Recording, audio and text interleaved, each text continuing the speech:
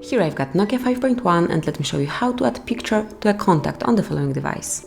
So at first let's open the phone dialer, then go to the contacts and select the one that you would like to change picture to. So in my case it's hard reset.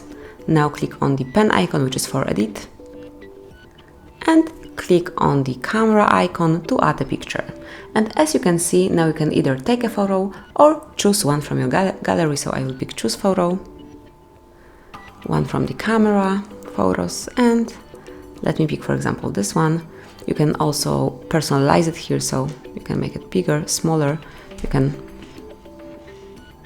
adjust it to your needs, to your preferences, and once it's done, click on done. And from now on, this picture will be added to this contact. Just give it a sec. Hello, where are you? Let me do it one more time.